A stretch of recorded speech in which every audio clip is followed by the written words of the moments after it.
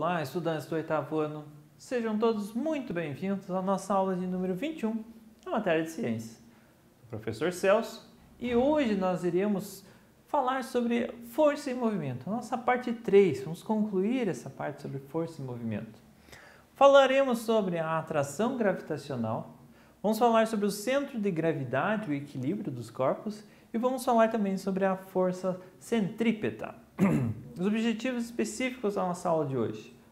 Conceituar a força gravitacional apresentada pelos corpos próximos a planetas, conhecer o centro de gravidade dos corpos, bem como seu ponto de equilíbrio, e relacionar a força centrípeta com o movimento dos planetas ao redor do Sol. Preciso que vocês tenham em mãos o caderno e o penal de vocês. Tomem notas de curiosidades, palavras diferentes e conceitos que a gente vai apresentar na nossa aula de hoje. São muito importantes futuramente, serão muito importantes futuramente, quando vocês precisarem rever esse conteúdo ou fazer uma avaliação, estudar para uma avaliação futura e até para responder os nossos exercícios. Vamos começar? A atração gravitacional. O movimento dos corpos e seu equilíbrio na Terra e o movimento dos planetas em torno do Sol e dos satélites em torno do planeta foram explicados por Isaac Newton. Newton explicou que os corpos caem porque são atraídos pela Terra por uma força chamada de força gravitacional ou força da gravidade, que é o peso de um corpo. Então, essa atração entre os corpos, entre o planeta Terra e os corpos, é chamada de força gravitacional. A gravidade, todo mundo já deve ter ouvido falar da gravidade alguma vez na vida, certo?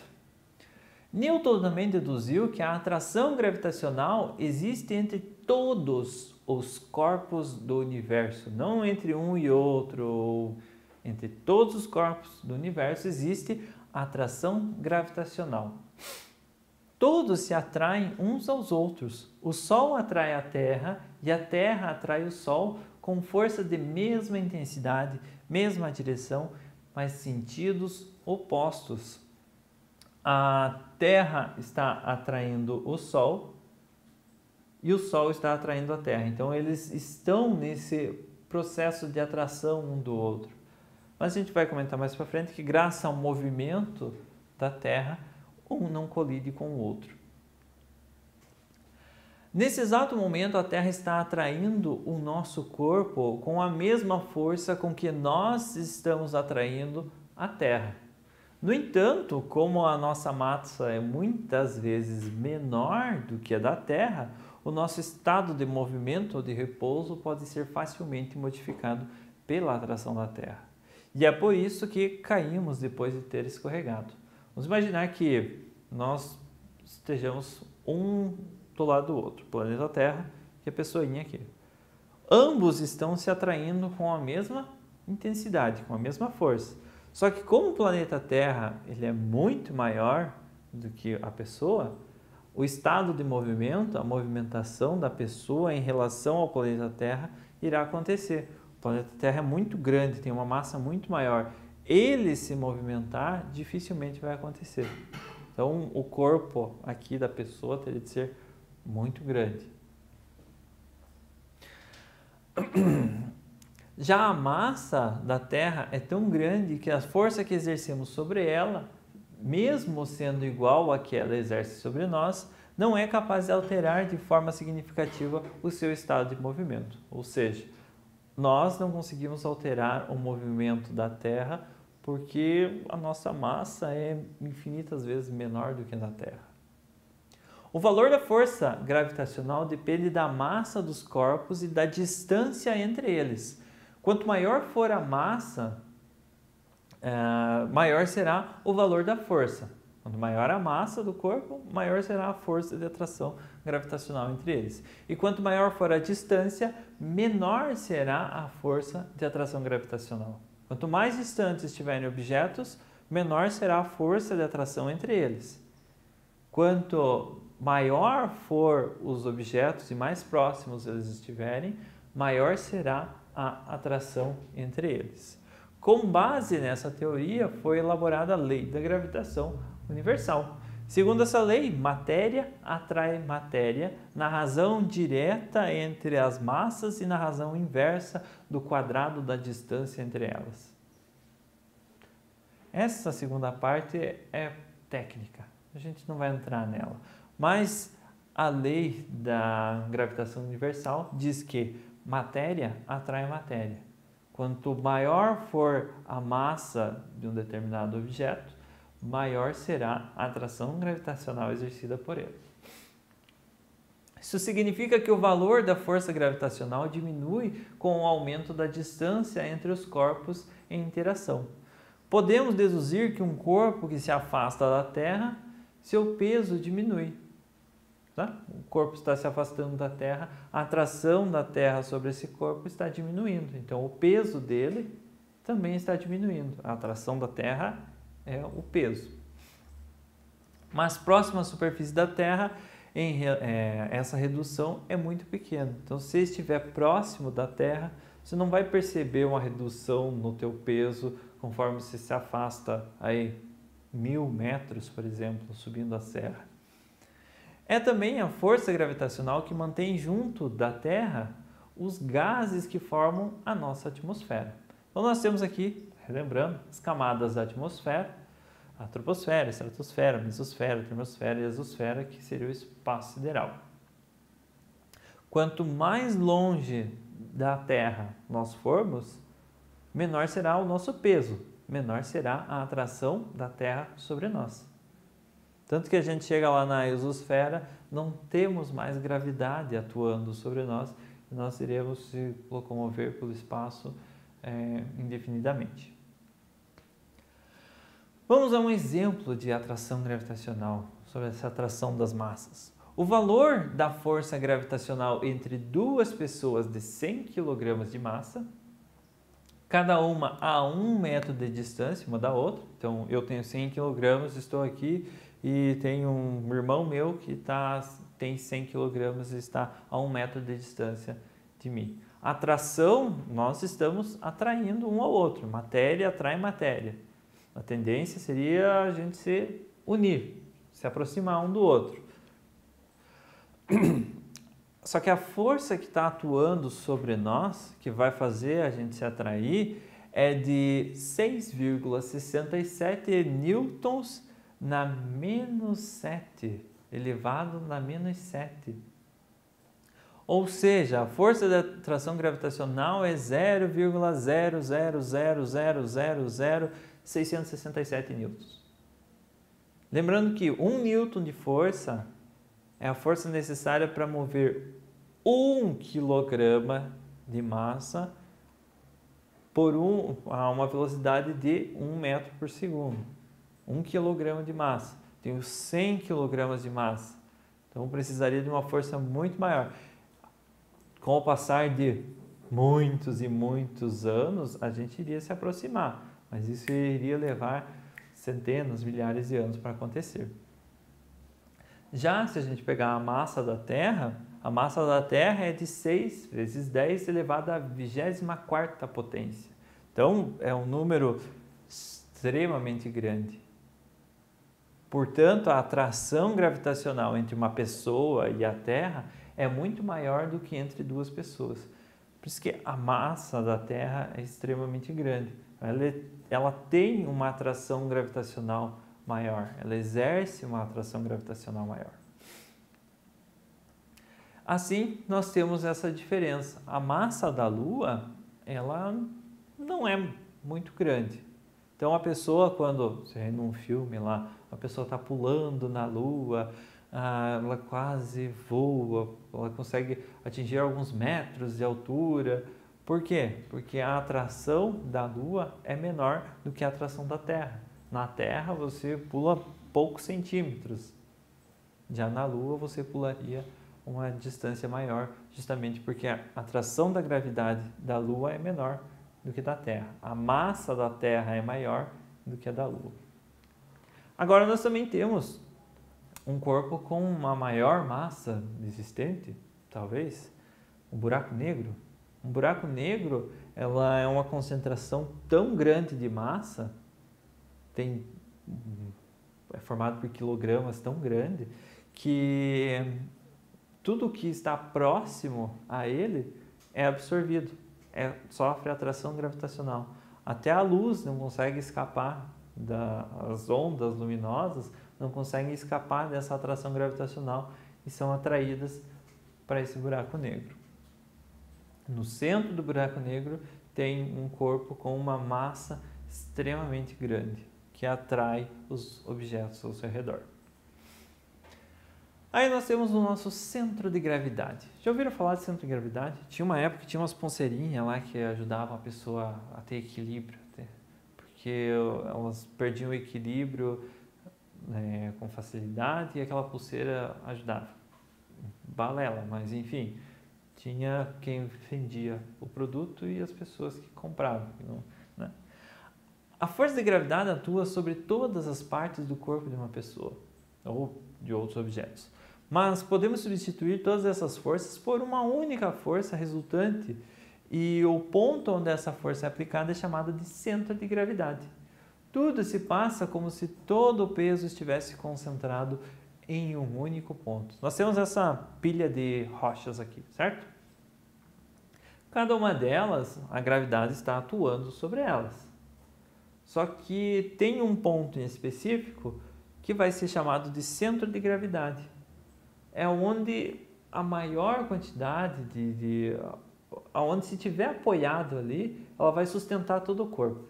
O nosso centro de gravidade geralmente é no centro, no meio do nosso corpo. Se a gente virar demais por um lado, o nosso centro de gravidade vai passar da nossa base de sustentação, nossos pés, e a gente vai cair. Acontece com esses objetos também. O centro de gravidade está no meio dessa rocha. Se eu colocar essa rocha um pouquinho para o lado de lá, ela vai tombar. Se eu colocar essa rocha um pouquinho para o lado de cá, ela toma para cá.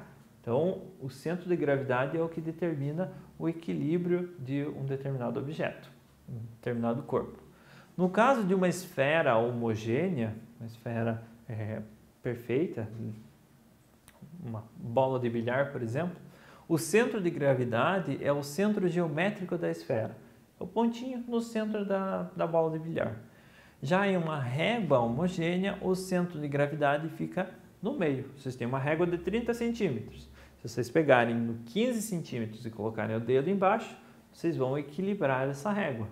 Porque tem o mesmo tanto de matéria para um lado e o mesmo tanto de matéria para o outro. Ela está equilibrada. O centro de gravidade é o 15 da régua. Se for uma régua de 30 centímetros. Agora imaginemos uma lata. Se levantarmos lateralmente a lata, tirando-a um pouco da posição inicial e depois a soltarmos, ela volta à posição de equilíbrio. Porém, se afastarmos muito a lata da posição inicial, chega-se um momento em que ela vai cair. Que ela perde o equilíbrio e ela cai, ela vira.